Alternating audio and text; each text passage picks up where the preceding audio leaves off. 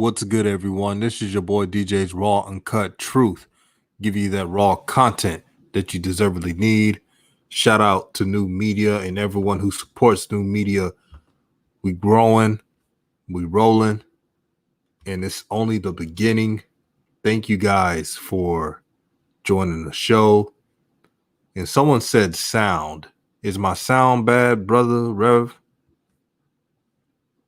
No, it sounds pretty crispy to me. Good. Thank you.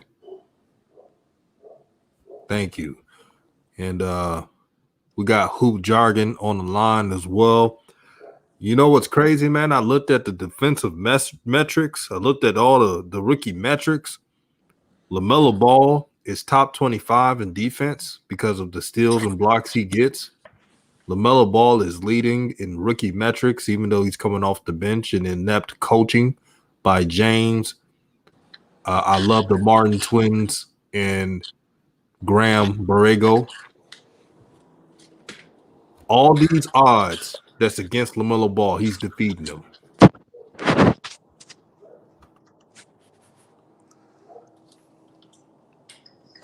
Nah, it's super impressive to see what he's doing against the odds, like you're saying, without a lot of game plan for his particular skill set. Most notably, no matter what point of the season it is, it's very impressive to see him being ranked 11th in defensive metrics overall in the league. Um, that's a startling stat. It's an eye-opening stat, and it gives me great expectations for the future when it comes to LaMelo on defense. Him and Lonzo's instincts, as far as being able to anticipate where a pass is going because they know the game and they're basically quarterbacks on the floor.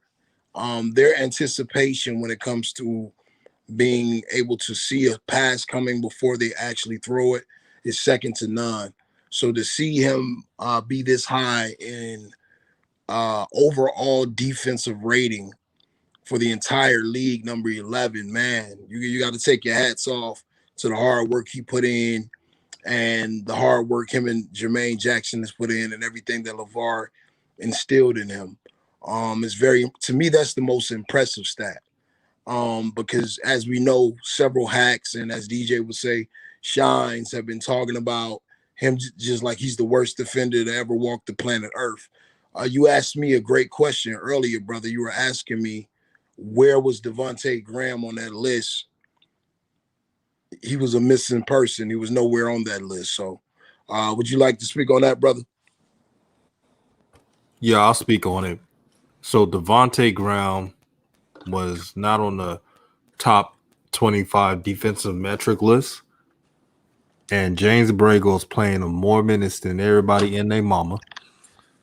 This dude has a love affair with him. He just loves playing Devontae Graham, even if he gets destroyed by bigger guards. He's playing Devontae Graham. He's playing horrible defense. He's not communicating on defense. He only cares about taking as much shots as anybody. Actually, there's nights where he'll take more shots than Terry Rozier. Now, we all know that he's not better than Terry Rozier now.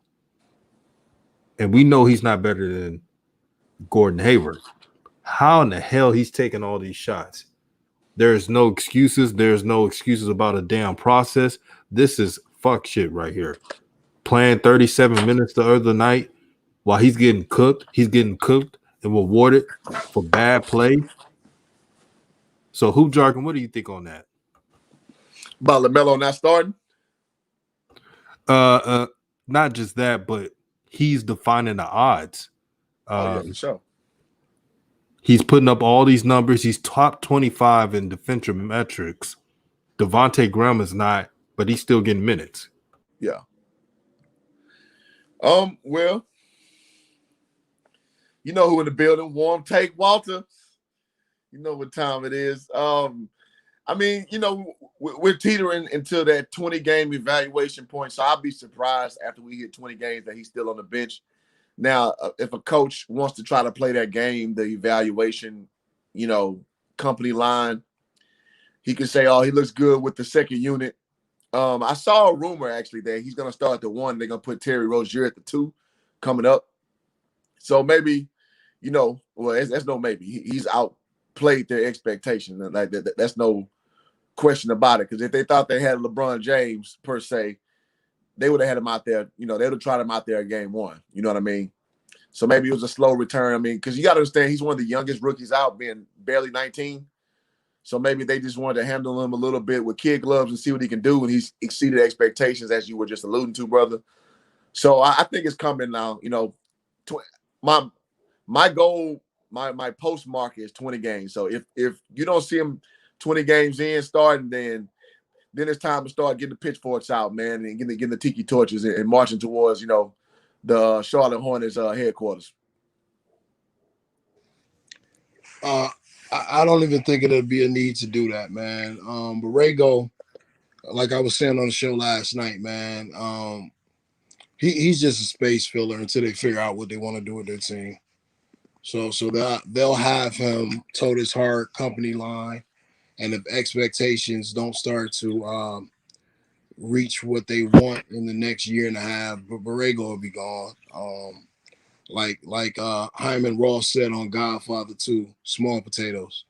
More importantly, what I really want to see from the Charlotte Hornets is, what I'm looking at is the game within the game. Do they treat Melo as a franchise guy? And I'm telling you, I feel like they're not certain of that. I think they think it's a wait and see. You know what I'm saying? To me, they don't treat him like a franchise guy at all. And when you carry that last name and they're not treating you as a franchise guy, then things are always up in the air. This is what it is. But he has outplayed expectations. Will he start? Hell, I don't know. I'm starting really to get to the point. It doesn't even matter anymore. It's so glaring and obvious that this team is so deficient in areas that it just, man, when I look around the league and I look at how basketball is being played in the league, I was watching the Dallas Mavericks versus the Milwaukee Bucks tonight. And right before Jeff Van Gundy said something about it, I was monitoring the Dallas Mavericks starting lineup that was on the court. And it was Luka Doncic and they had Trey Burke. And I said to myself, oh, well, you can do that with Trey Burke when you got a guard that's out there with them that's 6'7". And it's like, as soon as I said that, Jeff Van Gundy echoed the same sentiments. And I was just thinking, man, this is new age basketball 101. This is like, it's not rocket science. So hopefully they're holding on to Graham to try to get an asset like Andre Drummond or something like that. Maybe they're gonna make us look like we don't know what the hell we talking about and just make a power move that we didn't see coming and all will be right with the world. That's what I'm hoping for. If not, even if Melo starts, man, this team is so far removed from really being competitive when the going gets tough. But that doesn't take away anything from Melo. I'm not saying that to take away anything from Melo. It's still impressive what he's doing, DJ.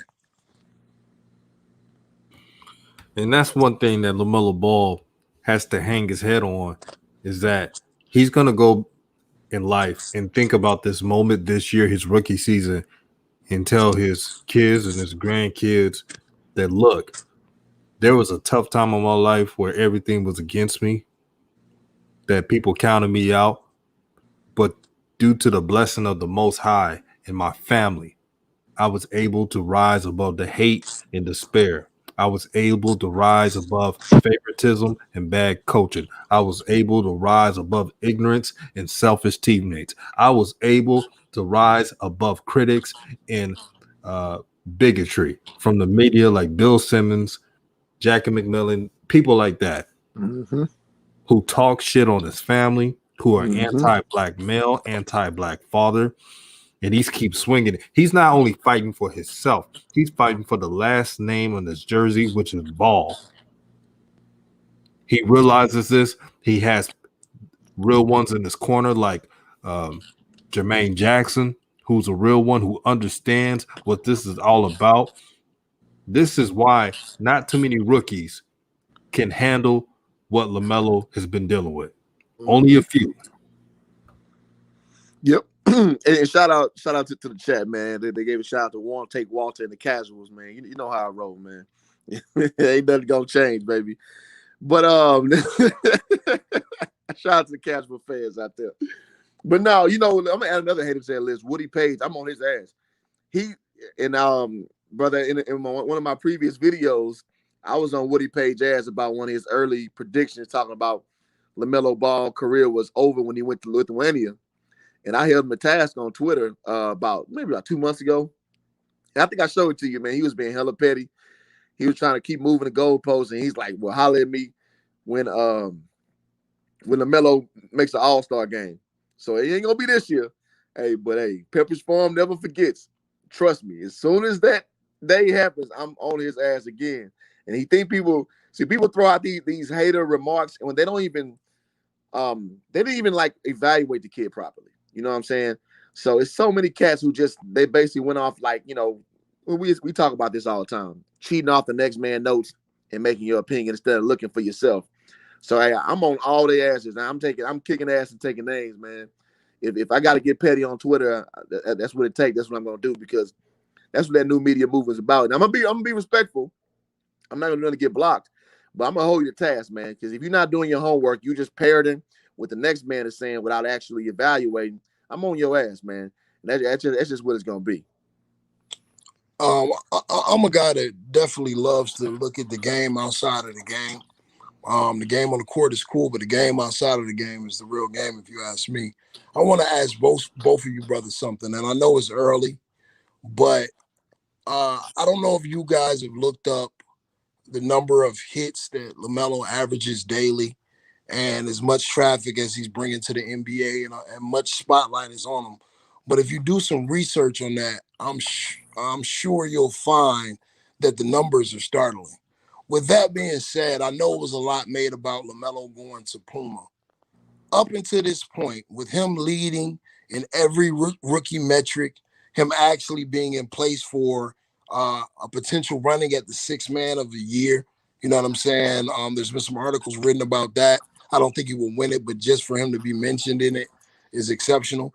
Mm-hmm. Do you all feel as though Puma is really capitalizing off LaMelo Ball? Secondly, a lot of fans have been complaining at the fact that they cannot get a LaMelo Ball jersey from the NBA.com store. I want y'all to speak on the promotion of Puma, and is that normal with rookies that you're not able to get their jerseys? Well, I guess I'll step in. First off, is Puma doing their job? Hell no, they dropping the bag big time.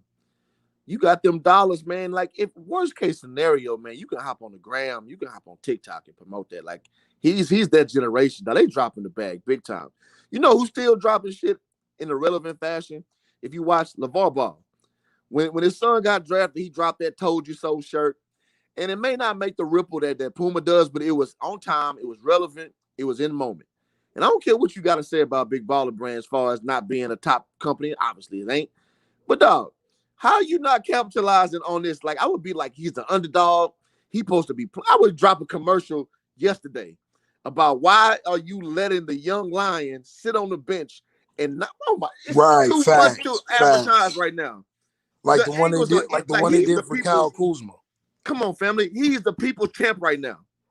If you want to play it that way, they dropping the bag all the way, man. And Puma's. I mean, let's keep it a bean.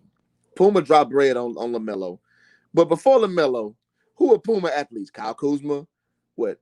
DeAndre Ayton, Vince Carter after he dropped his Nike bag, and what? Dr. J or some shit, like, you know what I'm saying? Nipsey probably was the biggest thing that happened to Puma. Come on, fam. And Nipsey wasn't even big yet. You know what I'm saying? Nipsey got big after he died. So let's be for real. Like, people, Puma, I mean, we all knew about Pumas coming up, but I only own a pair of Pumas right now because I bought them 2 months ago after LaMelo signed. So let's keep it a bean. Ain't nobody checking for Puma like that, man. They dropping the bag big time. And secondly, NBA.com is definitely dropping the bag, not letting consumers buy the jersey, because, I mean, this is the era now where you can't go to the retail store like that. It's some weird shit. It's really mostly been his jersey. That's weird.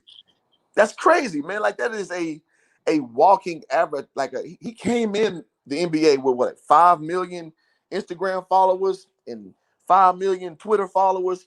Now this dude got more Instagram followers than you name the players not named LeBron James. He got more than all them. Came in the league with that. How you not capitalizing on this? I don't understand, man. I'm not gonna say it's a conspiracy. I'm not gonna say they doing it because of LeVar. I just don't understand how you not capitalizing on this built-in audience that he brings, bro. What do you think, DJ? Yeah, let me answer this because they were answering what Hoop Jargon was saying about Nipsey wasn't big. When Nipsey had the Puma contract, it wasn't the Nipsey we all know now. Hell no. That's a fact. Shout out to Pumpkinhead. He said new media representing. Man, y'all know the vibe, man.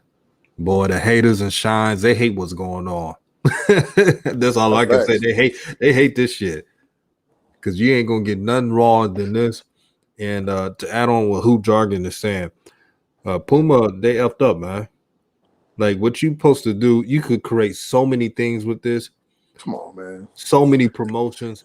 And then BBB, I mean, this is your son. You could still create shirts. You could still create merch. If I was LeVar, I would have been selling those I told you so shirts like hotcakes right now. He has been though, bro. He has Look been. at his gram. He pushing them. Okay. Well, Puma, man, they just not doing enough. And for a player like LaMelo Ball, he's supposed to have a signature shoe. Thanks. They're messing it up all ends of the spectrum, man. It's tough to get his jersey. It's tough to get shoes. Come on, man. You see how much this kid generates in revenue? It's crazy, man. I don't want to hear no damn, he needs to earn the stripes to get a signature shoe. F all that. There's always some earning shit with Melo for some reason. Yeah, always earning with LaMelo. He has a triple-double. Oh, he got to earn his minutes. He breaking records. Oh, he got to earn this. It's shit, man. It's buck breaking at its finest. And let me say something to this real quick, Hoop Jargon. Andres Rodriguez, he says he ain't even played a full season and y'all want him to have a signature shoe. They already posted something saying they would, though. They said it was a possibility. And excuse us from coming from the era that when players came directly out of high school, they already had a shoe. They had a shoe already. So once again, man, it always upsets me when people allow the power that be to constantly move the goalposts. If you're a player like LaMelo Ball, forget what he's doing on the court. Just the marketing alone of his social media and him coming to a brand that is trying to resurrect themselves. They haven't been anything since the 70s in basketball. So for this guy to sign with you, it should be a no-brainer. Before his first game, you should have a shoe out. And if it's not even a shoe for the consumers, just make a prototype for him. You know what I'm saying? And then if it's something to do with COVID and as far as manufacturing and shipping, ship it out later on. It's like the Popeyes chicken sandwich. When the Popeyes chicken sandwich first dropped like crack in the hood and everybody was lining up around the buildings trying to get the Popeye chicken sandwich, when they ran out of sandwiches, everyone was anticipating when the sandwiches were coming back. So if you already had a shoe out for Melo, it would make people want it that much more if they weren't able to get it. The same thing with these jerseys, these Charlotte Hornets jerseys. Every day I see loads of people asking why the hell they can't get a LaMelo Ball jersey.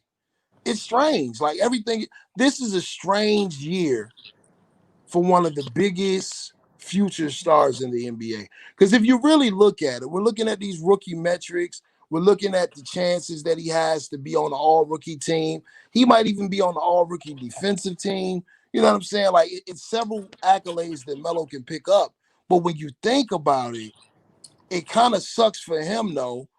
There's no rookie sophomore challenge this year. He doesn't really get to shred his stuff all-star weekend and do the interviews and do media row. So the whole thing, Puma would have to manufacture their own promotions, which is not hard to do. Go ahead, Hoop Jargon. I mean, you ain't even have to have a shoe out. You can have a teaser about him not starting and being one of the first to do a triple-double from the bench. You can have like this teaser of like MV1 or whatever they packaging his shit as coming soon, like, and have consumers like ready for it. You can, even if the prototypes ain't ready, you still can ride the wave, because that's the new thing right now. You got to be relevant and you got to be quick with it. And Puma is the, like you said, it's a brand that's trying to repackage themselves. So why not be the social media savvy brand where you gonna break rules and be a maverick in that capacity, and be on scale with the fast pace of TikTok, be on a fast pace with, you know what I'm saying, Instagram, Twitter. Why not do that? Like, you're not gonna beat them at the old man game like Nike, like Adidas, you know, you name them. You're not gonna beat them at their game, obviously. So why not? I don't know, man. Maybe they need to hire us, bro. Like, I just don't understand why they're not capitalizing on LaMelo's brand, which is being the social media king. Why they not capitalizing? I don't get it. Bro, they should have had us freaking market LaMelo Ball. I bet you he would be having some shit out right now, and the shit would be fire. All I need is a room of like-minded brothers, and we would have came up with some good shit. I truly believe that. And you know what's crazy? LaMelo Ball is saving a lot of rookies from bad play. Tyrese Halliburton tonight versus the Clippers played horrible. 5 points, 5 assists. He looked timid tonight. And they're very lucky LaMelo is LaMelo Ball, and his last name is Ball. It deflects from them messing up all the time. Anthony Edwards, when he had 0 points and he took a lot of shots and had 0 points, not too many people said anything. He covers up their mishaps all the time. You know what it is, though. Lonzo did the same thing for Frank Kitolina and what's my man's name? Dennis Smith Jr. You know how it go. You know how it go. So they can talk all that shit they want to about LeVar and his kids, but they make it easier for a lot of dudes who drafted around where they was drafted. That's the damn show. To address some of the comments in the chat, DJ, let me know if I'm still echoing, brother. But to address some of the comments in the chat, from G Money. You remember how G Money went out in New Jack City? That's not a good name, player. I'm joking. But nah, I'll be Nino Brown tonight. With that being said, you made the comment that we ride LaMelo. Once again, we've already explained several times that support isn't riding. If you have some kind of homophobic, problem or something, take that to another channel. None of us are on here riding or doing anything crazy other than supporting the brother. That's all we're doing. You know what I mean? Hey, well, I mean, let me say this too, brother. Go ahead. Real quick. This is the same dude that said Dame Lillard is the best point guard in the league. All right, keep going. Jokes. All right. Well, with that being said, the reason why we making that statement about LaMelo already having his signature shoe, first off, like I said, players used to come out of high school and have their signature shoe. But not only that, LaMelo's a guy who in high school had his own signature shoe. That's fact. So any company with common sense would give someone who already had their own signature shoe a signature shoe. See, once again, you have to retrain your mind to think like a boss. That's what LeVar Ball was trying to do. LaMelo's not the average guy going to get a Nike deal or going to get a Puma deal. LaMelo has something called material earnings. He also has something called physical assets. His shoe was a physical asset. So why would he take a step back when he already has a physical asset? That's why Puma, to lure him away from Big Baller Brand, if that's what they were trying to do, they should have offered him another physical asset. It's not like the average guy coming out of college who's never had a shoe or a brand before in their life. Once again, retrain yourself to think like a boss. Destroy these old narratives. And the reason why they suck at social media promotion is because they got a bunch of old guys that are still reminiscing about Michael Jordan and Akeem Olajuwon and what they did with their shoes. This is a new generation. It's the instant gratification generation. You know what I mean? Jake Paul is not a real boxer, but Jake Paul already has sponsorship. Jake Paul is already getting real boxer numbers because he had assets. His social media following was an asset. All right, G Money? Am I my brother's keeper? I don't know if y'all know about that. That's New Jack City, though.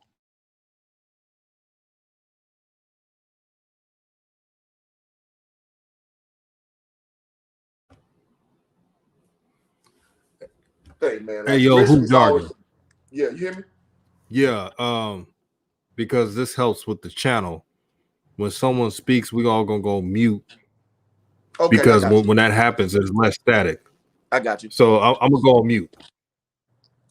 No, I'm just saying, like, man, when you do the thing, like, you know, what Rev was speaking about, big company's not going to give everybody a signature shoe to the point of the chat. That's facts. But like Rev said, he already did the hard work for you. He's already done it before, so you know he's going to have sustainable, you know, product that's already shown rather that it's going to sell. So it's easy money at this point. It's not a gamble to where you don't know if the consumer is going. You put all this money behind it. It's just like a rapper. You put all this money behind them. The record sales don't reflect it. Now you gotta dig yourself out of a hole. This is easy money already. He's already the cheat code to what you're trying to do. So what's the holdup? What's the problem? It can't be COVID. Stuff getting made every day, man. So to the point of the whole situation, they just dropping an easy bag, man. In my opinion, man. Hoop jargon. And DJ, I'm about to say something, man. And DJ, forgive me, man. Oh, man, I got to do it, though, because if I don't do it, I'm not being real. If I'm not being real, I'm not being me. Some of this proven stuff is the Lonzo Ball effect, man. That's what it is. We're going to keep it real.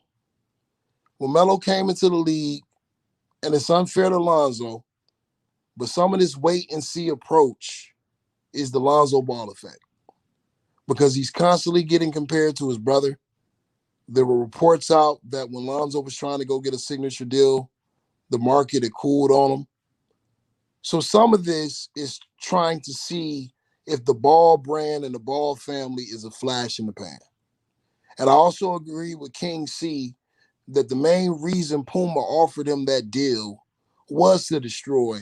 A part of the industry was a part of it was to save their industry and destroy that kind of ideology. I do agree with that. What do you guys think about that comment that King C made, basically saying that this could be basically the old sneaker company's way of putting the brand to bed? Yeah, they're clearly trying to emasculate LaMelo Ball because of past transgressions, quote unquote. So they always compare him to his brother. They're doing a wait and see approach with him. They're pretty much fucking with him, doing mental gymnastics. And I see the treachery. I see the buffoonery. And they don't have me fooled. I see exactly what they're doing. That's why on this channel, DJ's Raw and Cut Truth, I love it when brothers like Rev and Hoop Jargon get to speak their mind, because no one's getting censored on my channel because we're part of new media. Old media tactics are still going on. They're, what Rev would say, buck breaking LaMelo Ball. They want him to change who he is. They don't want him to be the unconscious scorer who lights it up. They're trying to turn him into a conservative guard, which is not his game. And that's why I hate the word earn, because I've been hearing this with LaMelo Ball his whole career. What more do he have to do? Does he have to score 50 points to shut motherfuckers up? Does he need to have a 20-point, 20 assists, 20 rebound triple-double to finally start? Does he need to hold someone to 0 points to have Devontae Trash Graham on the bench? Like Tyrese will say, what more do you want from me? Now, all he got to do, DJ, is denounce his father, move as far away from him as far as like just anything that happens, and acquiesce to the raggedy ass system that the Charlotte Hornets run, and just show he's a good old boy willing to play ball. That's really what it is. And I'm gonna be 100% fair. You know what I'm saying? This is not the first time I've seen it happen. They tried to do this to AI. I don't know if y'all remember that, but they did. They tried to do it to AI. They did it to a lot of the players that were coming out in the early 2000s because street ball influence started to influence the NBA to the point where it wasn't a rival to the NBA, but it was on the radar. So what the NBA did, y'all got to understand how shrewd these organizations are and these leagues are, and how these bylaws are used to keep their foot on the player's neck. Everyone always says, yeah, they're getting paid millions of dollars, and a lot of them have never made millions of dollars, and they're paying an exorbitant amount of taxes, and the average guy in the NBA is not making the top dollar. So with that being said, they did this before in the early 2000s when And1 really came to fruition. And what they did, they started to pick out the top players in And1, like Rafer Alston, and they would take them away from the league. Also, from the And1 league. Also, what they would do is David Stern enforced a dress code because he was trying to take away from that street imagery, that culture that was coming into the league. He wanted to make it a more quote unquote marketable league when 20 years later, that kind of swag is being promoted because the culture ended up lapping the NBA. Once again, that's what happens when old minds are running organizations and they cannot understand the new influx. And that's what happened. I remember Jason Williams when he was in Sacramento. I was a kid. That was my favorite player because I'd never seen anyone. I wasn't alive for Pistol Pete. I'd never seen anybody come down the court and throw a behind the back pass off their elbow. Like, I'd never seen that. I've never seen a guy actually skip in an NBA game and throw a rocket pass 40 feet down court on point. But we call him white chocolate because he had swag. I'm saying all of this to say they broke Jason Williams when he was in Sacramento. Because when he got traded to Memphis, he was an entirely different guard. And by the time he got to Miami, he was basically a spot-up shooter. And a Melo plays ball like that and acquiesces to the NBA and steps away from his father and takes regular deals and doesn't have this boss mentality.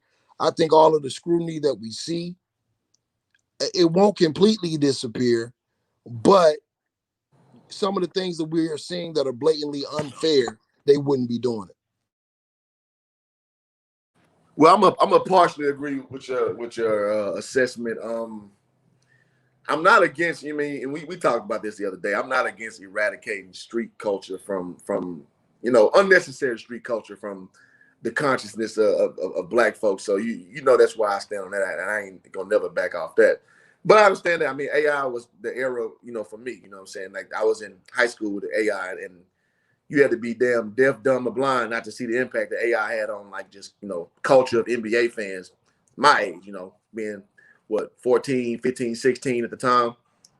So, and I think that was a little unnecessary, but I know the NBA is getting their ass kicked by the NFL. So they try to, basically market more to people who's paying for tickets. And people pay for tickets don't want to see that shit. So I get both sides of that. So I'm not necessarily against you.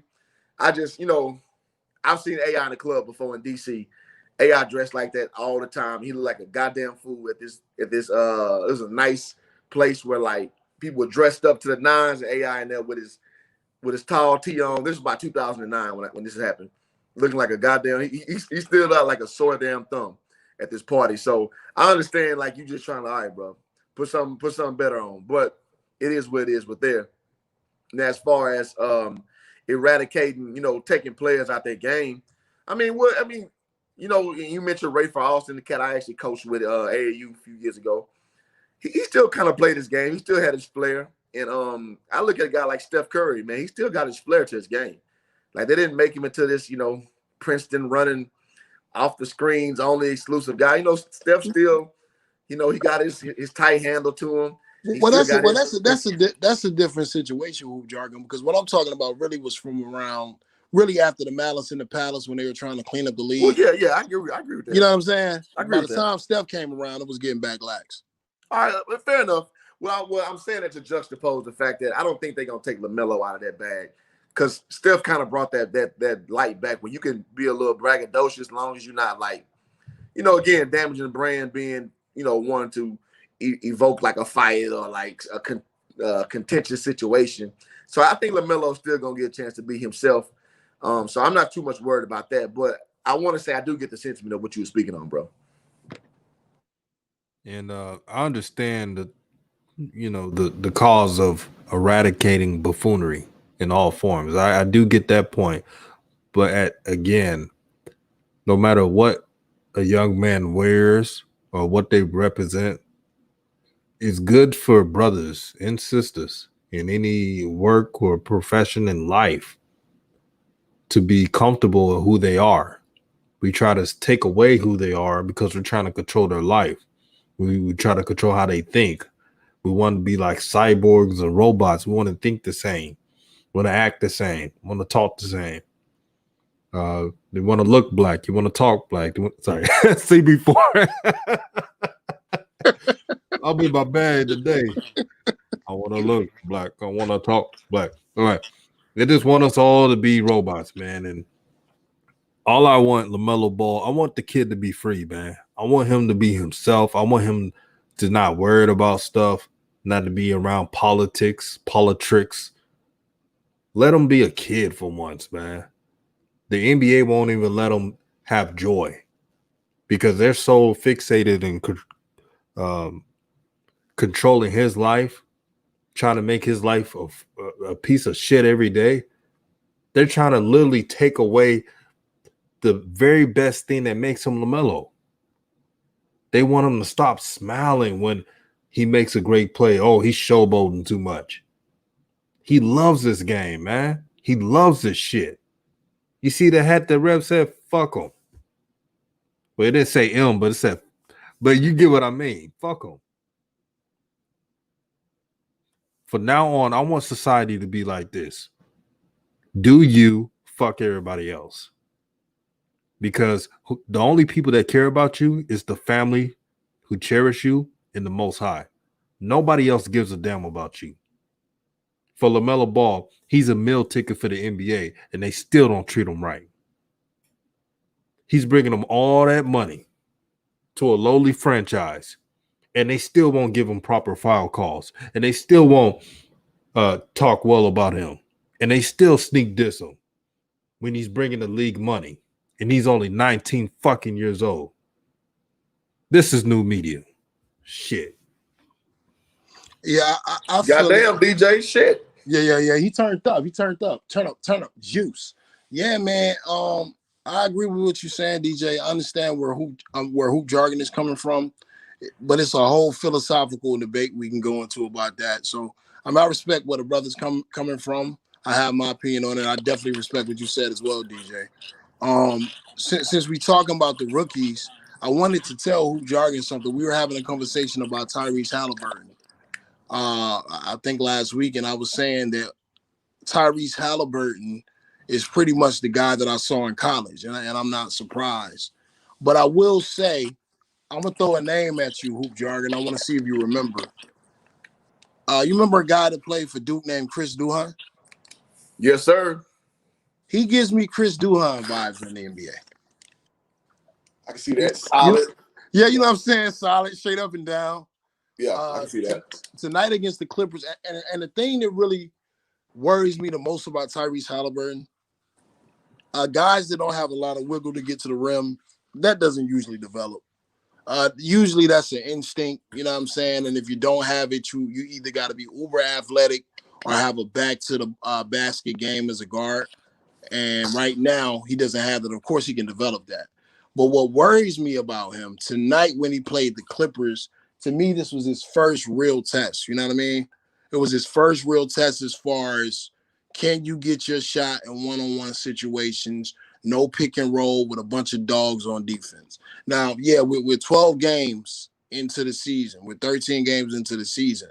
But things like that for a guard, it's hard to develop that. So I will say, you made a comment about Halliburton saying you didn't see him being able to do this good this quick. I will concede when I analyze it fully, I'm not going to say I'm down on Halliburton. I just think I got a good understanding where he is right now or what he is.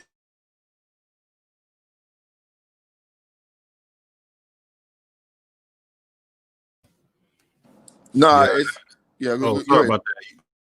You go, Hoop Jargon.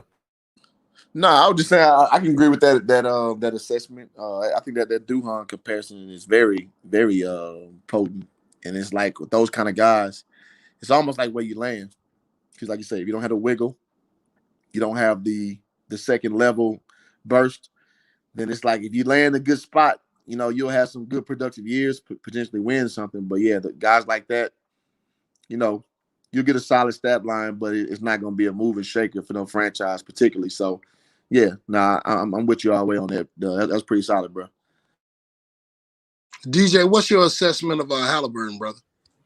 Halliburton, I think he's a really good player. Now, don't let the old media get you all in a tizzy about LaMelo versus Halliburton. They want you to fall for the trap. Halliburton's a good player, but I'm taking the taller, more dynamic guard than a guard I've already seen. I've seen Halliburton before. Halliburton's going to have a great career in the NBA, and he's definitely helping De'Aaron Fox in his game. And we always give Halliburton props, but I'm not going to be an idiot today and say that he's on a level of LaMelo Ball. He's on a better situation. He's getting more minutes, especially in the fourth quarter. He got more fourth quarter minutes. He's getting utilized more. Fluke Walton has him more involved than James Borrego, which is a travesty in itself for me to give Fluke Walton credit. But look, here we are. So let's keep it simple. Halliburton is going to play in the NBA for a long time. LaMelo Ball, if everything is right, has a good chance to be a superstar. But it's for the let me address the. Yeah, I'll let you do it. My bad, DJ. My bad. Yeah, I was just saying, man. Let me address the chat real quick. I saw Chris Duhan is trash. See, y'all gotta stop throwing these terms around. Chris Duhan played 9 NBA seasons. This dude, I mean, he averaged like 7 points a game. I don't think you understand. Like, that is not easy to do in the NBA. Trash is you average 1.2 points a game. You can't be on the floor. Nobody can use you. That's trash. Chris Duhan, best year, averaged 11 points a game. Had 9 points a game, 8 points a game, 7. Like, he's a solid NBA player. Like, that's a solid NBA player. So y'all gotta stop throwing words like trash around, man. Because come on, man. Yeah, That's not trash at all, bro. Chris Duhan had some years with the Knicks. I was trying to show you on my TV screen. That boy Trae Young looking terrible. But yeah, man, Chris Duhan had some solid years with the Knicks. And what y'all are understanding about Chris Duhan, he wasn't even projected to be a starter in the league. Chris Duhan was, he really overachieved. He was known as a defensive guy. Facts. Like he was like one of the original 3-and-D guards. That's really what he was. He was older than me. I want to say when he was at Duke, I might have been in the 7th or the 8th grade, but I got a lot of chances to watch him play. And Chris Duhan, he's Tyrese Halliburton, man, when I think about it. Tyrese Halliburton might have a little bit better set shot. Chris Duhan was more athletic. And to me, he was a better defender. Really, Tyrese Halliburton right now, as far as the rookies go, is one of the worst defensive guards I've seen in a long time. Like, dude is a turnstile. Like I haven't seen a rookie guard with that size that is that bad. You know what I'm saying? James Harden, but come on. James Harden was never, he never acted like he was a defender until now. But so yeah, man, Tyrese Halliburton, Chris Duhan really pops on my screen, but we can't disrespect Chris Duhan. He was a solid player, had some solid years with the Knicks, and like I said, to me, he was definitely an overachiever. As far as the other rookies go, Tyrese Maxey. I like Tyrese Maxey, man. And I'm looking at that leaderboard that DJ and I have been going over. I'm thinking about it right now. Tyrese Maxey, he's one of those guys.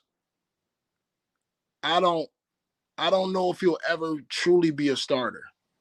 He just seems like the perfect 6 or 7 man off the bench that you give the green light, that you just tell him to go out there and score.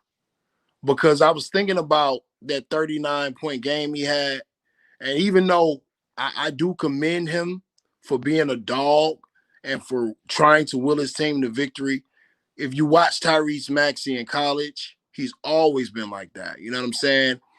And nowhere in the world is 39 points on 39 shots good. But I think he's going to be a volume guy that's always going to be in the running for like 6 man. He's always going to average a lot of points. He's got a lot to his game. So he's very impressive. But comparing any of these guys to Melo at this point, I'm just being real. At this point in the season, I'm not saying it's going to change. LaMelo he's in a whole nother world, man. He's in a whole nother stratosphere because he affects the game in so many ways. The thing that stood out rewatching that game from last night, those last 4 possessions that he had when they were down by like 5 or 6, my bad, they were down by 8, was some of the most impressive stuff I've seen from anyone on that team all season. When he hit the floater, and then he hit the open 3, and then he got the steal, and the steal led to a transition bucket. The way he impacts the game, a lot of rookies, every 3 years you're going to see a rookie impact a game like that. So, yeah, Melo is leagues above these guys right now.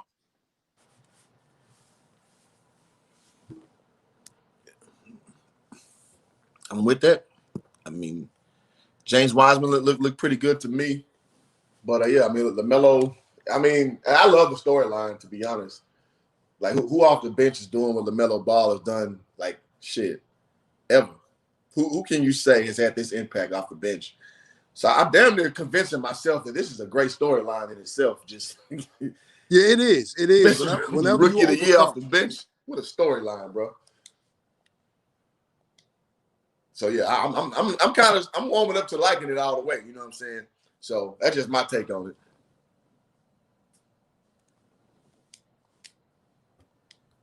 Man, I don't know if y'all realize, man, I've been making some updates on this channel.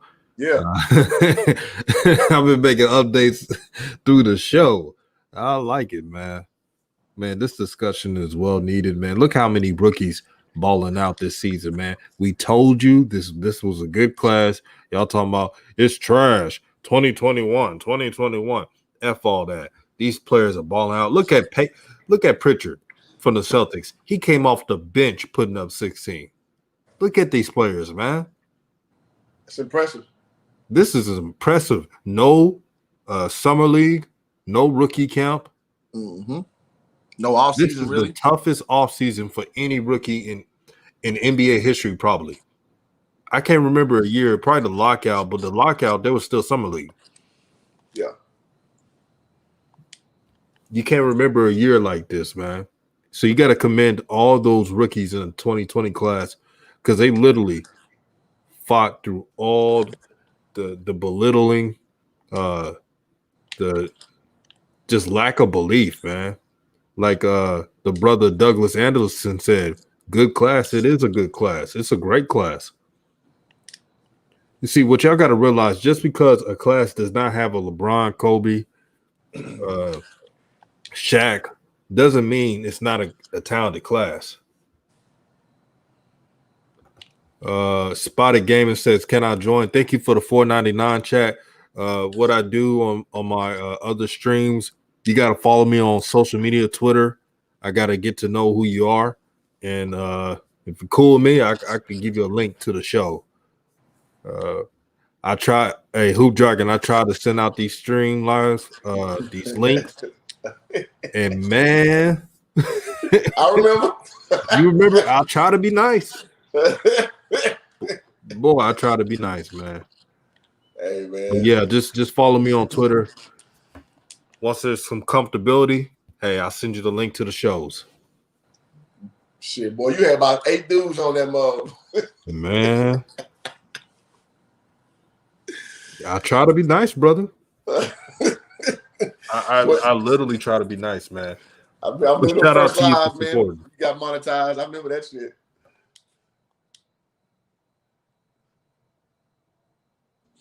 But I appreciate all you who support new media, who supports this channel, man.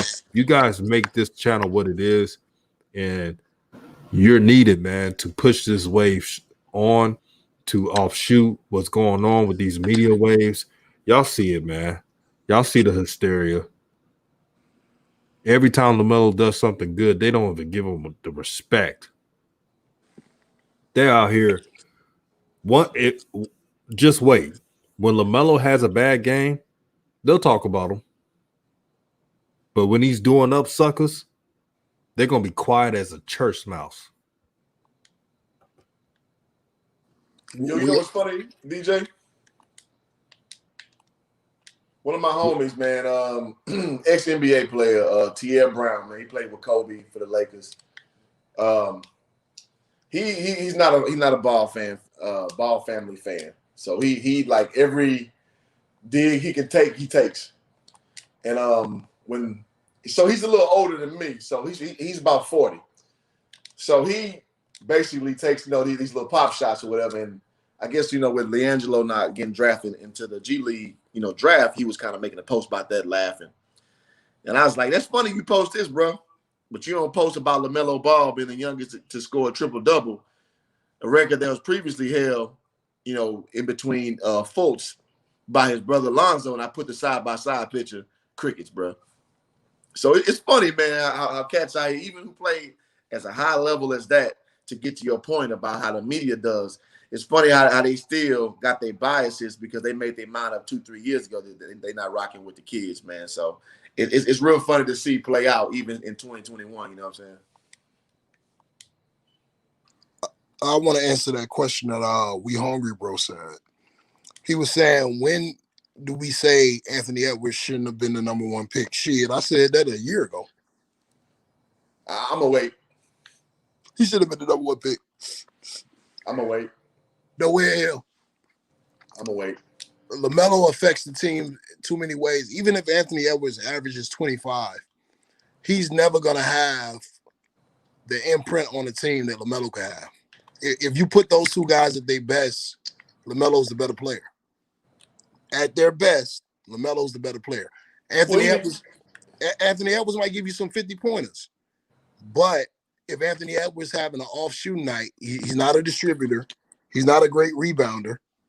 And it seems like he has a lot of work to do on the defensive end. You got to consider the team, too. I think Anthony Edwards feel the need. So I'm gonna reserve my opinion until I see a whole year play out before I'm finite on my opinion on that. And also, brothers, shout out to Spotted Gaming, man. He says, I'm opinionated, very objective, and I don't take things personal. See, these are the type of people I like having on this channel. And thank you for the super chat. Don't forget, everything on that super chat is to increase the quality of my channel. If you check my channel out each week, new things occur, new things are more advanced, the quality is better. So everyone who donates to that super chat know that I'm putting it right back on this channel to give you the raw, uncut truth that you all deservedly need. Hold up, man! I was about to ask you, man, who's your tech guy? We might need to talk off air, man. Boy, you just stepped the production value up way on this thing, man. I want to give you your flowers on that, G. You see this man over here starting, Kyle? Boy. Yeah, man, the plug is nice, man. Everybody got to have a plug, man. DJ? Everybody got to have a plug, my brothers. I hear you, boy. You went from the Nintendo graphics to the PS5, one of them boys. Boy, you stupid. Oh, bro, man. Just every time, man. Every time. The plug is real, man. Everybody in YouTube got to have that plug that just help make the stuff better, man. Because you can't do it alone. Like this show, You remember when I first started hoop jargon, when I didn't have live streams and I was just doing that little, a little beat that dun, dun, dun, dun, speaking and stuff. Yep. That's not better than what I'm doing right now. Yep. It's teamwork, man. You cannot do it alone. And speaking of teamwork, look at the Hornets. Don't you know the Hornets could have a above 500 record if they play the right way, if they give the point guard the damn ball, if you didn't have forwards dribbling the ball like it's the Harlem Globetrotters, if you didn't have certain miniature guards taking up all the damn minutes. When I watch the Charlotte Hornets play, I literally get a headache every time. And I don't watch the beginning of the game with Charlotte. Not one time in this season, I'll watch the beginning of the game. I had to wait till LaMelo gets on the damn court to even pay attention to the Hornets. That's how bad it is. I feel it. And to get back to your point, I remember telling all of y'all about StreamYard, man. Everybody got the game on Smash now with StreamYard. I'm interested to see what the team is going to do with Devontae Graham, and if they ever going to go get a big. Like, they got to go get a big, man. They got to go get a big, man. Like, it's criminal what they doing to Bismack Biyombo. He was getting beat up like Ike and Cena, bro, in the paint the other night. And like, I just don't know how long he can hold up with his usage rate the way they're using him right now. The big that they go get will let me know a lot about what they think about Melo. What kind of big you looking for? A rim runner? Yeah, that's it. I know a big Andre Drummond. You see what he's doing. Yeah. They're not going to pay him that contract. They ain't trying to pay him. Man, get Andre Drummond right now. Don't cost you. Hey, man, it costs to be the boss, man. You got to spin to win. Y'all remember that. Y'all got to spin to win in this league. Being cheap is not going to get you anywhere. Well, so I'm sure the front office is going to think, okay, with the Nets just getting James Harden, do we wait them out or do we try to, outbid them? So I'm sure they're going to go with the latter. So that's unfortunately probably what we're going to see. Y'all know what makes it worse, man? Hoop, you know what makes it worse? Yeah. They're not playing Vernon Carey and Nick Richards. You mean to tell me you can't give those two 10 minutes? See what they got, man. Might as well. Boy, this team is just dumb. Well, it's too much young talent. Too much young talent, man. It's always going to be that flux of you don't know what you got. It's like, man, I tell people all the time, I'm in sales, man. When everything's an option, nothing's an option. So you got to start getting the pecking order down, bro.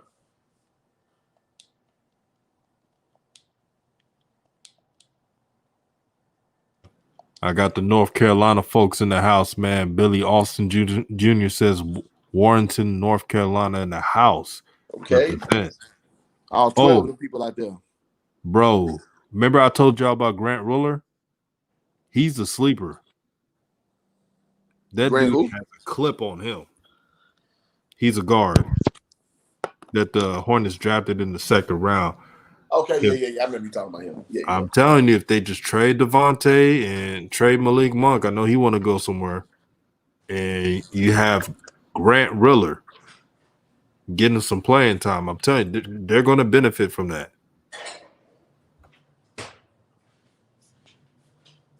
Yeah, Malik Monk got to go, man. He's just a name and athleticism.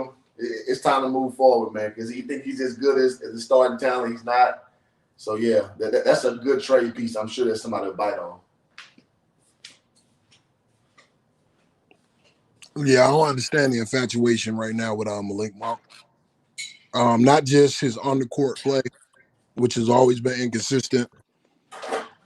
If you read up on his situation, and I'm not down on the brother for having an addiction, but it's worrisome, man, because I was thinking it was a one-time incident, but from what I understand, he's struggling with addiction right now.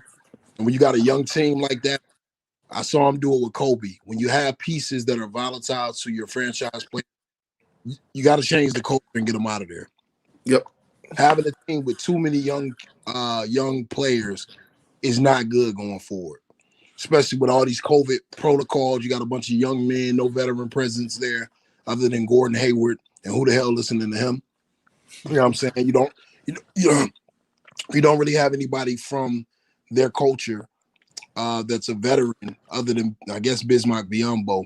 You really want to get some of those young guys out there and get some veterans in. Just solid.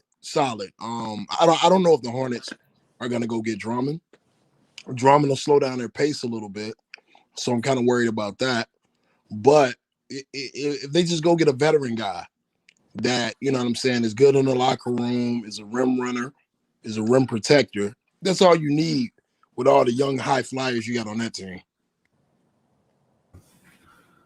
Yeah, we hungry, bro. Says I just want Monk to leave. LaMelo don't look right with 2. Here's a team that's dropping the ball. You know you can get the bag as an organization if you just give LaMelo the number 1 jersey. Like that's the dumbest thing I ever heard in the NBA. You got a player that's like, I'm not saying LaMelo's LeBron James. I'm just talking about marketability, right? Let's say LeBron James comes in the league. He's drafted number 1. He doesn't get the 23 jersey. You're losing money every time. They treat Melo like a side chick, bro. Right. You think they waiting to release it because of that factor? I'm hoping so. I'm hoping that's what it is, but I mean, I don't think the NBA really cares. They just want to make money, and why they're willing to hold off on making money. The amount of if they were selling Melo jerseys, he would be top 20 in jersey sales this year. Yeah, that's facts. You know what I'm saying? So the fact that they're so staunchly not doing it, it makes me think something bigger is afoot. It makes no sense to me. That's what I'm saying. I wonder if they know something we don't know, and we just got to ride it out a little bit. You know what's crazy? There's people that hit me up all the time that tell me, man, I ain't buying a LaMelo jersey until he's number 1. They're literally not buying his jersey. And there's people that buy his jersey still, but there's also others who will not buy his jersey unless he's number 1. Yep. That is a fact. They tripping though, because if he's number 2 for just this year and he ends up getting number 1, number 2 will be a collector's edition. You know what I'm saying? So I don't know. Yeah, it could be. They said, how about Paul Millsap? Rebound, scoring, veteran leadership. Still too short. Too small. They need some height. Need a rim runner. 7 foot and above. 6'11" and above. Drop says they should go after Clint Capella, perfect fit. Nah. Not with that contract. The Hornets not getting rid of that, bro. Yeah, he's really the only consistent piece on the Hawks right now. Yeah, man, they ain't getting rid of that. Man, I wish the Hornets would have had 2 first-round top 10 picks. They would have had Big O and LaMelo. That would have been dope. Yeah. But then again, they barely using LaMelo right. How we know they ain't gonna fuck that up? They probably start Biz over Big O, which is a dumb decision. Uh-oh. Yeah. Crown says I'm getting both. Yeah, I've seen some of that. Ain't mad at it. I'm telling you, the Hornets are not taking on Capella's contract. Nah. They may be a dumb franchise, but they ain't that dumb. And the Hornets not getting rid of him, though. The Hawks ain't giving him up. The Hawks ain't giving him up. They're not giving him up. That's a perfect rim runner right there. Shit. Well, Bobo is a finesse big. Yeah, he like the ass, man. Yeah. He'll be fine. He need a lot of time, man. Bobo need a lot of time. Me and Bobo weight the same. He a foot taller than me. That's just facts. That's a big old tall skinny. Bro, I like this one, Mo Bamba from Orlando. And the reason why he's not starting is because Vucevic is starting ahead of him. He always gonna start ahead of him. Yeah, he's a good big. What you think about that, Rev? Mo Bamba. I like Mo Bamba a lot, but I just don't think the Magic are ready to part with him yet. Because even though Vucevic is playing a position, I'm of the belief that their power forward, Eric Gordon, is out of the door pretty soon. He's been a bit underwhelming, a lot underwhelming. So I don't know. I don't see them getting rid of both Mo Bamba and Gordon within the same calendar year, but one of You those can't guys. play both of them though, bro. You can't play both. You can't play both. I'm sorry, Mo Bamba and Vujovic though. They Yeah, both but took at still least it gives you fives. some depth. You can pay them for the depth. That's fair. You feel me? That's Because fair. if Aaron Gordon leaves and he's talked about wanting to get out of there, and you know what I'm saying, he has been a bit underwhelming. I can see Aaron Gordon ending up on a contender to add some firepower. And if that happens, I don't see them. You know what I'm saying? Getting rid of those two guys back to back, Yeah, they'll be too short. They'll be like Charlotte then. no, that's fair. I like Larry Nance. What y'all think about Larry Nance? Oh, he's perfect Too for the team. short, 6'8", Yeah, he Yeah, is short. damn, I forgot. off the bench. See, because I was thinking about our JaVale McGee conversation, and I forgot JaVale has asthma, so his minutes are kind of restricted, man. And whoever you get, you want somebody that could work and don't have a lot of restrictions because they don't have a lot of depth and they refuse to play those two young guys. So I don't know, JaVale. I wouldn't give up too many substantial, or I'm not even gonna say substantial. I wouldn't get fleeced on a deal for JaVale McGee. Bro, you know how dumb JB is? I'm gonna tell you one thing. Because I know he's getting a little annoyed about how the fans are coming at him about LaMelo Ball. If he would have just gave LaMelo 30 minutes in the ball most of the time, even if LaMelo's not starting, the complaints wouldn't be as loud. But he's so arrogant, he wouldn't even do that. It almost feels, DJ. It almost feels like they're hiding Melo. You know what I'm saying? Like I can't put my finger on it, but it feels like they know what they have, but for some reason they don't want him to break out right now. Because like they got to be looking at the metrics everyone else is looking at. If he got 30 minutes, he would average over 20 points and damn near triple double. Like I'm trying to rationalize with them having analytics personnels in their organization and seeing the things that we're seeing on the court and seeing the slow starts.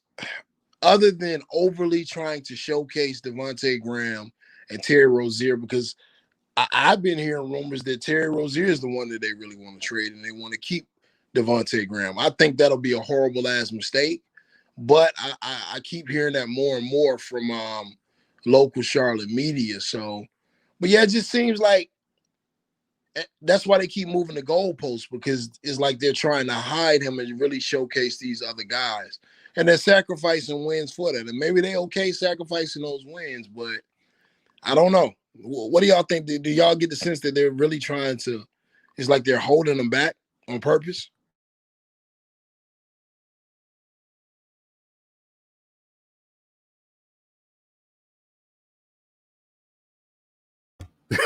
I guess Hoop Jerky didn't want to go. I was waiting on Hoop my bad. My bad. Okay, I'll let you I'm go. over here talking. My shit on mute. No, I was saying. So I don't think you hold back unless you are specifically tanking for a specific guy. And I just don't see nobody coming down the pipeline next year that you would do that for. I mean, Imani Bates ain't coming to another year. Now, if Imani Bates coming, I'm boy, call me Master People. I'm tanking real hard. You know what I'm saying? So I don't see a point of them doing that. You know, all my old heads know what time it is with Master P. But you feel me? Like I don't think that's the case. I just think, you know, it's more ego. Because here's the thing, man. Coaches, now I saw somebody put in the chat jealousy. It's not quite that. It's just whatever you thought before the season shook out and whatever you sold the franchise on that you're gonna come do. A lot of coaches stick to that shit until the ship sinks, right? So whatever JB sold the front office on, he trying to play this shit out. That's what's going on right now. And what a lot of coaches do after they get to the point where it's like, all right, I'm wrong. That's when you see a big, you know, wide scale change. Rev, I'm going to give you a little pushback on the Terry Rozier. I think getting rid of him makes sense because you got to free up that point guard spot because in my opinion, one of the worst things to have is an undersized two guard because you basically guaranteed to go nowhere. So I would love for them to get rid of him. Where you can send him to a veteran team. I guess he's a good guard. He's gonna give you what 15 to 20 points a game, depending on where he at. Savvy, confident, good change of pace guard.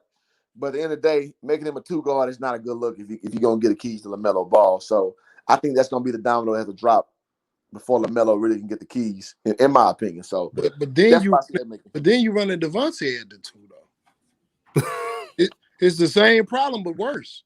Well, but you don't have a veteran, so I think Terry Rozier has more NBA cachet. So that's the same thing that Lonzo ran to with Drew. With a guy with that much, equity, it's kind of hard to take the ball out of his hands, if that makes sense. Hoop jargon, you're my dog, you're my H-Town brother. But I disagree on that part. Terry Rozier, we was tough on Terry Rozier, remember?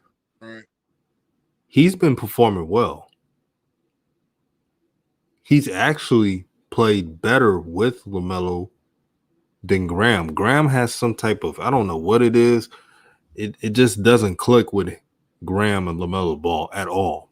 Graham wants it to be his show. He wants all the minutes. He wants all the accolades, man. You could just tell he's waving off LaMelo times and times, and LaMelo clapping at him, and he still won't give him the damn ball. This is what he has to deal with. Terry Rozier has earned the respect from his teammates and the rookies for how he's being an adult. He's being the smartest one because he realizes, wait a minute, I can still get 20 points. I can still score. I got a point guard in LaMelo Ball who's going to give me the ball back. He understands this. Devontae Graham, he has not understand it. And I'm a person that reads energy. I do not read good energy from Devontae Graham at all. Well, I look at it like this, DJ. I look like steps ahead. So if we're going to talk about winning, and again, Terry Rozier is a veteran. Again, with the big guard, small two guard, I can't think of a time I've seen that work. It doesn't work from what I understand to basketball to be. So I get it. Devontae Graham got his ego, but I mean, you can move that part. But you can get assets for Terry Rozier. I guess is the point I was. True. You can get assets for him. True. More people will be willing. There you go. And I feel like that's what the cluster is in Charlotte right now, because they understand that they see how Devontae's playing, bro. Devontae can't play with LaMelo. Yeah, you get rid of that. It's not a big deal. Yeah, he needs the ball in his hand to be effective. But who the hell is trading for Devontae Graham? You know what I'm saying? There you go. That's oh man, that's why the pick never made sense, man. Like I said, I don't feel like they had a plan. I feel like it was LaMelo Ball's on the board. Jordan wanted them for the money. Let's get them, because there's definitely a log jam. But I'm with you, DJ. I like the way they play together. I really do. But it does seem like they want to get Rozier out of there. You got to. It just don't make sense. Can I add this, hoop jargon? Go for it, bro. If I understand what you're saying about trading, but if they trade Rozier, just get Graham off the team. I don't care who. I don't care if it's for a bag of chips. Get Graham off the team. If you're gonna trade Rozier, and Rozier has earned his stripes. The sad thing is, I'm not caping for him. The sad thing is, if they trade Rozier, they're keeping Graham this year. Yeah, I don't like that. That'll be a damn nightmare.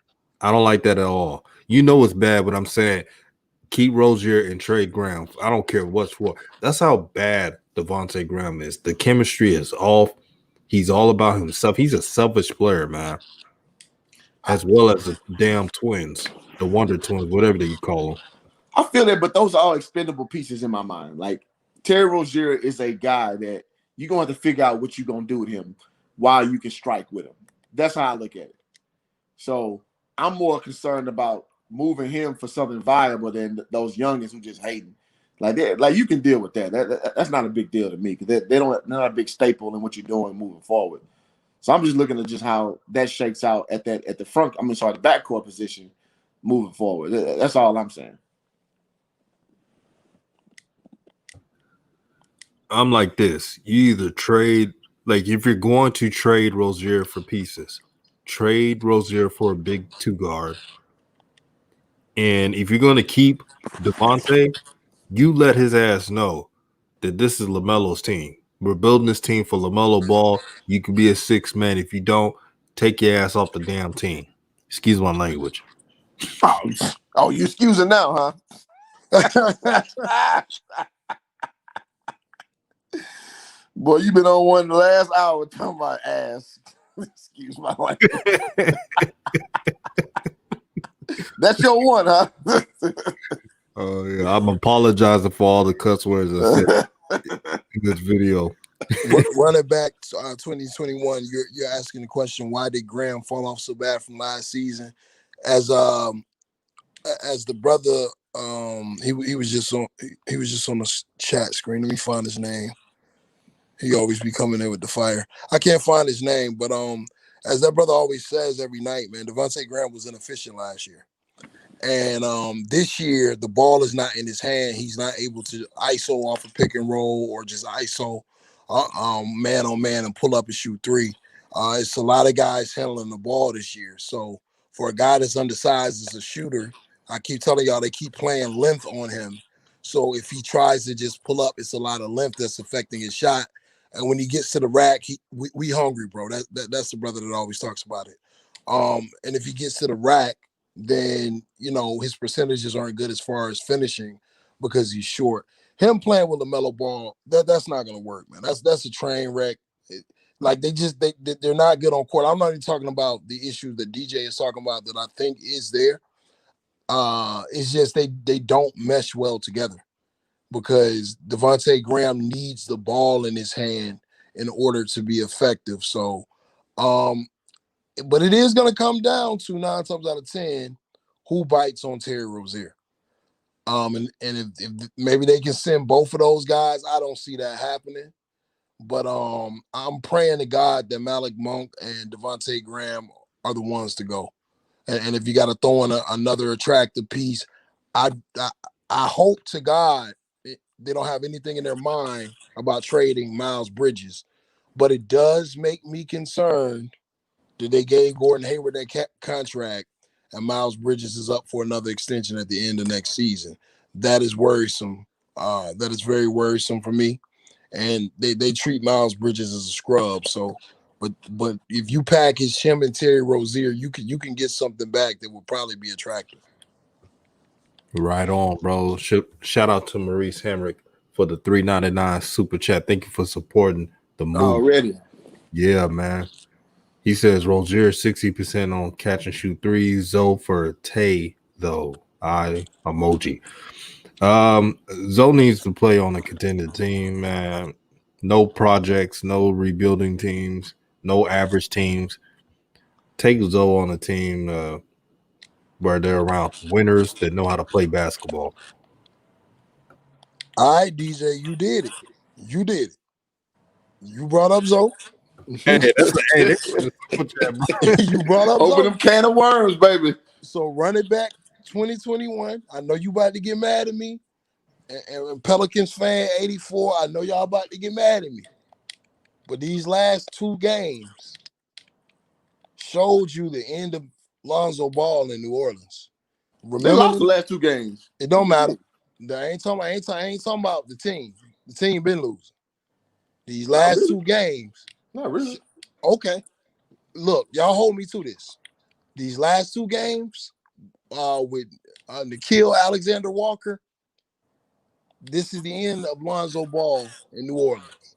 I'm with DJ. I hope he goes to a contending team, but mark my words, they're going to move forward with Nikhil Alexander-Walker. Believe that.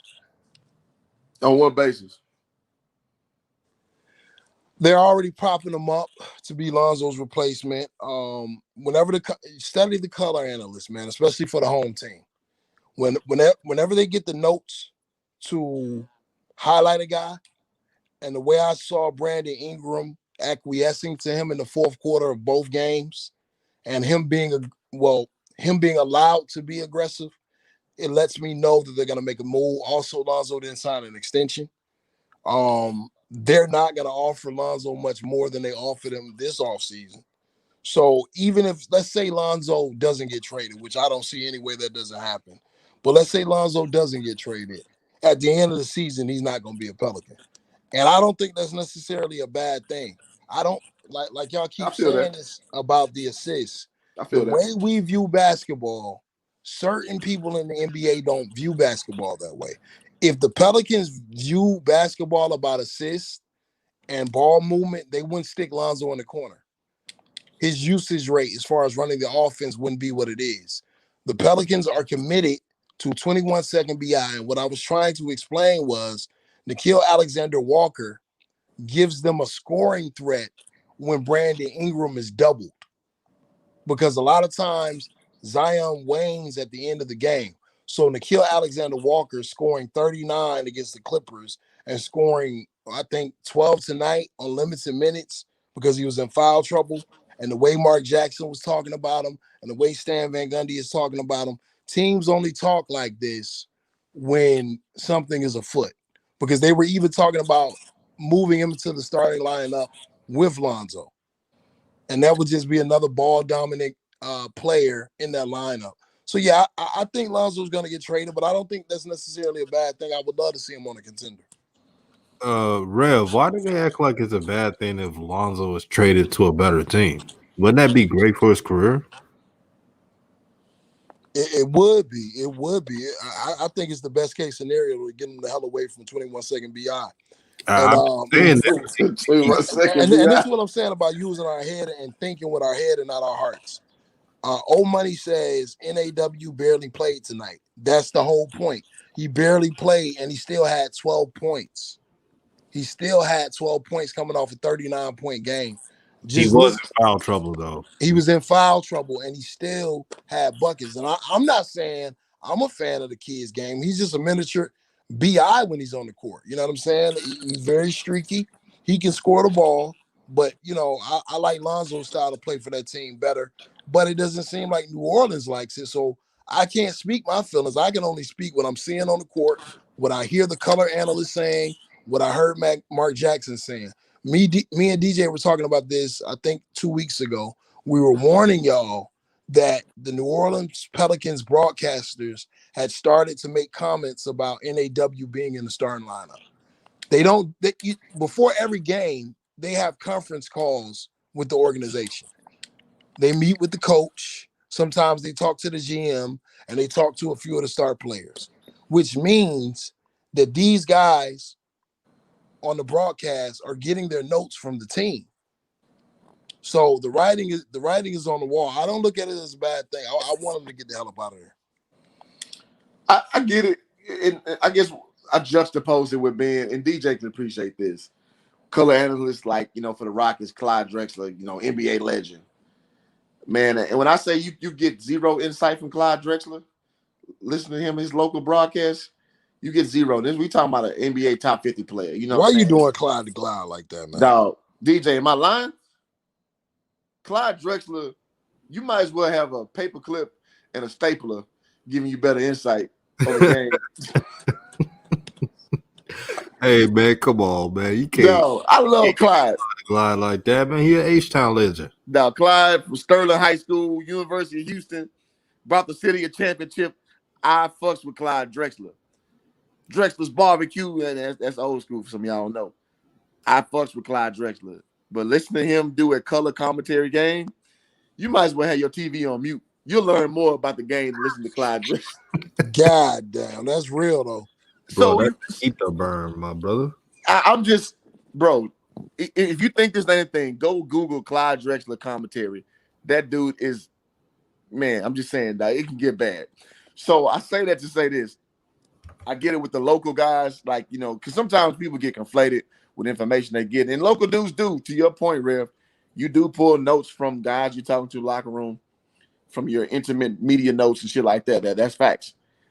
It's just, you wonder what part is their own interpretation and what's really real. And again, when I juxtapose it with Clyde Drexler, somebody who I'm supposed to trust off the rip because you're a top 50 NBA player, facts, commentating for your old team in your home city, you would think that's for somebody you can just, it's gospel.